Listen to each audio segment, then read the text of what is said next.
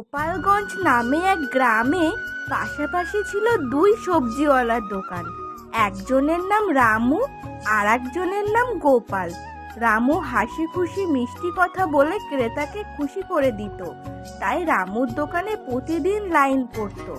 আর গোপাল ছিল হিংসুটে, রাগী আর চতুরতার নামেই বোকা, তাই তার দোকানে তেমন খরিদ্দার হতো না। একদিন না, আর সহ্য হচ্ছে না। অনেক দিন ধরেই দেখছি, কিন্তু এবার এই রামুকে শিক্ষা দিতেই হবে। সব ক্রেতারা ওর কাছে যায় কেন?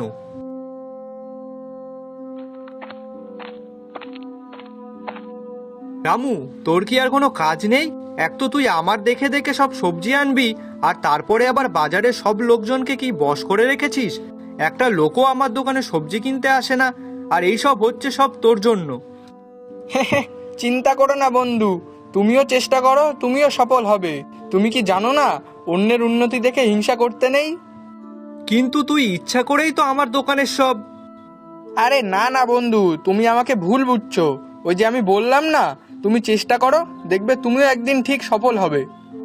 তুই যতদিন এখানে দোকান দিয়ে আছিস ততদিন আমি সফল হতে পারবো না, তাই তোকে এখান থেকে যেভাবেই হোক আমাকে হাঁটাতেই হবে।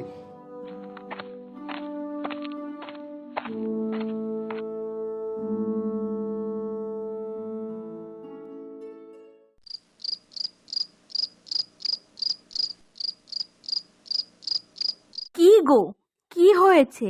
তোমাকে এত চিন্তিত দেখাচ্ছে কেন? আর বলো না গিন্নি, ওই রামু বেটাটার জন্য আমার ব্যবসা লাটে উঠেছে। প্রত্যেকদিন সব লোক ওর কাছ থেকেই সবজি কিনবে, কেউ ফিরেও তাকায় না আমার দিকে। এখন ওই রামুটাকে কি করে জব্দ করব তাই ভাবছি। ও আচ্ছা, এই ব্যাপার। হ্যাঁ গো গিন্নি। আচ্ছা শোনো তাহলে, আমি যা বলছি তাই করবে।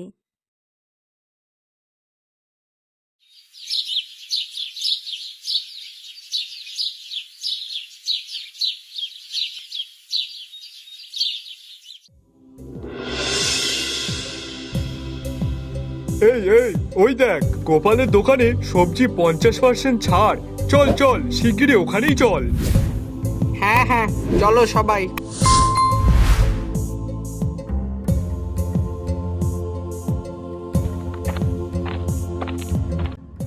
কি রে রামু, আজ এখনো তো সবজি বিক্রি হলো না? হা হা হা হা।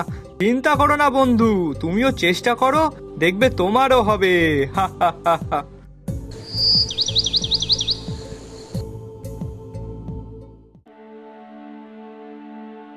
ছি দাদা, আপনি সবজি 50% ছাড় দিয়ে পচা সবজি বিক্রি করছেন, এটা কিন্তু আপনার করা ঠিক হয়নি। হ্যাঁ হ্যাঁ, একদমই ঠিক হয়নি। ইস, যা মনে হচ্ছে তাতে গোপালের কপালে আজ বিরাট দুঃখ আছে। হা হা হা।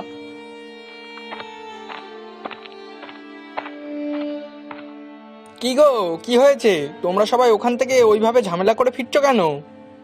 আর বলো না দাদা, ওর সবজি পুরনো, আধ পচা। আবার কেউ বলছে তুলে নেওয়ার সময় নাকি ওজনেও কম দেয়। ও আচ্ছা, এই ব্যাপার। হা হা, আমি তো আগে থেকেই জানতাম এরপর কি হবে, তবুও আমি তোমাদের বলিনি। হ্যাঁ গো দাদা, এর থেকে যদি তোমার থেকেই আমি সবজিগুলো কিনতাম তাহলে এতটা সমস্যা হতো না। ওই 50% ছাড় দেওয়ার নামে সব পচা পুরনো সবজি বিক্রি করছে।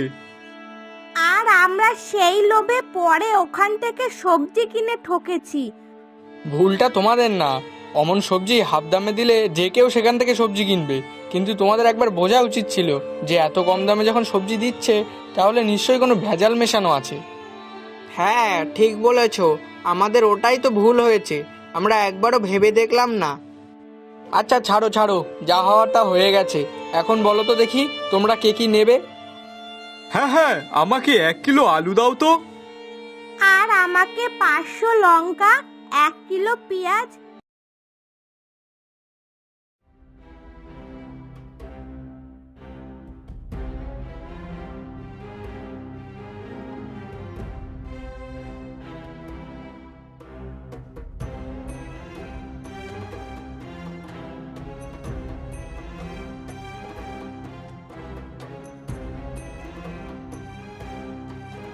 তুই তো আজ ছাড় দিসনি, তবুও সবাই তোর কাছে কেন?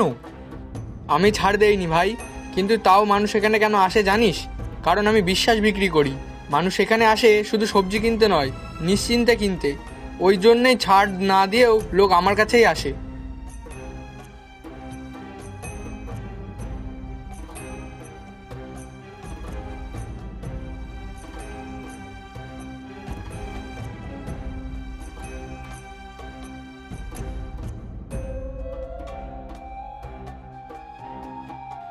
গিন্নি, আমাকে একটু জল দাও তো আগে।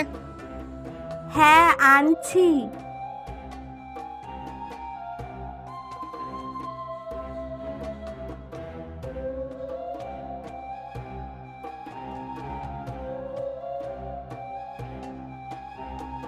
কি গো, কি হয়েছে? মাথা এত গরম কেন?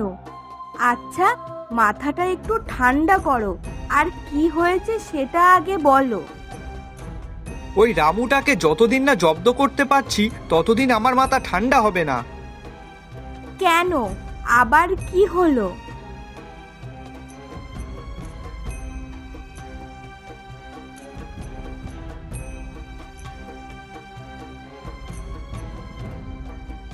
আচ্ছা শোনো তাহলে, লোক তোমার দোকানের পচা সবজির জন্য আসছে না, তাই তো? তাহলে তুমিও এক কাজ করো পরের দিন।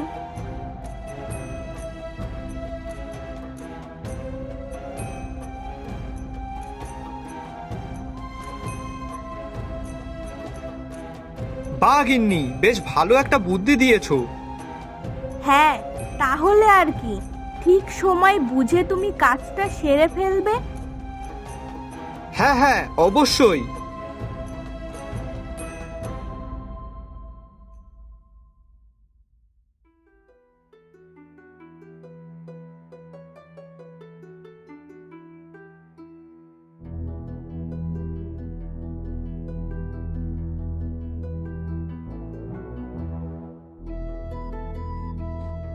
কি গো রামু দাদা, তুমি কিছু বলবে না?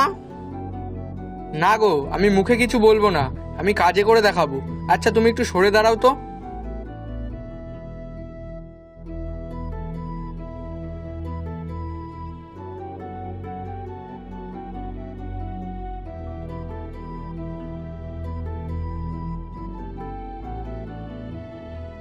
কি গো দাদা, আজকে হঠাৎ বিনামূল্যে?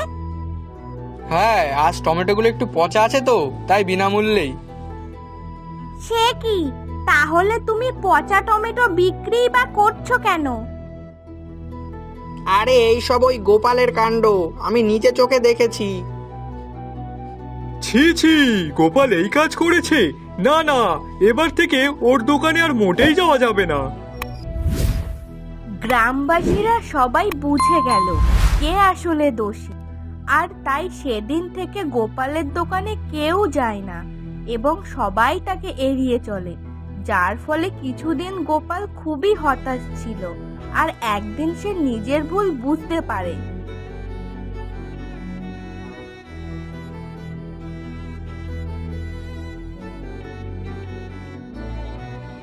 আমার হিংসা আর ফন্দি এইসবের কারণে আজ গ্রামের সব মানুষ আমার দোকান এড়াচ্ছে। না, এইভাবে আর চলা যায় না। আমার সত্যিই এমন কাজ করা উচিত হয়নি। আমি সত্যিই ভুল করেছি। রামুর মতো বুদ্ধি আর সততা আমার নেই। এখন কি করা যায়? না না, আমি আজই রামুর কাছে গিয়ে ক্ষমা চাইবো।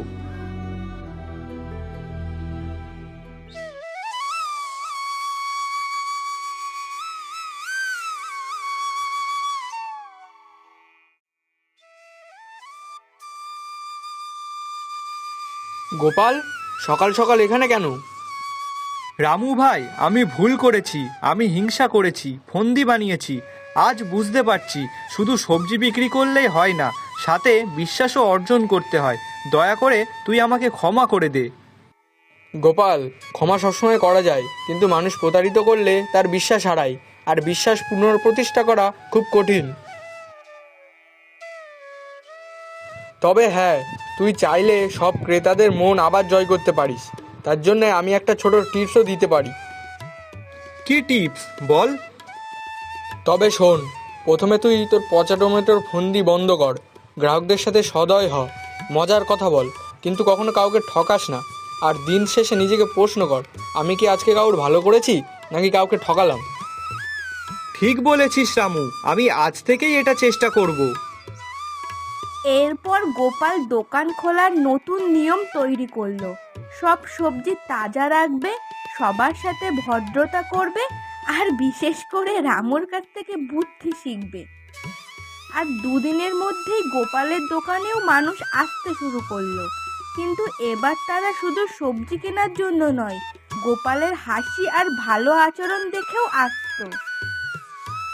হিংসা আর ফন্দি যে কখনো স্থায়ী হয় না, তা তোমাকে দেখেই বোঝা যায় গোপাল। ঠিক বলেছ, সত্যি বুদ্ধি আর সততা সবসময় জয়ী হয়। দেখলেই বোঝা যায় যে মানুষ বুদ্ধি দিয়ে শিখতে চায়, সে নিজের ব্যবসা ও জীবন উন্নতি করে। গোপাল, সত্যি তুই ঠিক পথেই এগোচ্ছিস। আর সেই দিন থেকে রামু আর গোপাল শুধু সদরই সবজিওয়ালা নয়, গ্রামে বুদ্ধি আর সদয়তার প্রতীক হয়ে গেল। বন্ধুরা, তাহলে আমরা আজকের গল্প থেকে শিখলাম বুদ্ধি আর সততা এই দুইয়ে মেলে সাফল্য। হিংসা শুধু দোকান নয়, মানুষকেও পচিয়ে ফেলে।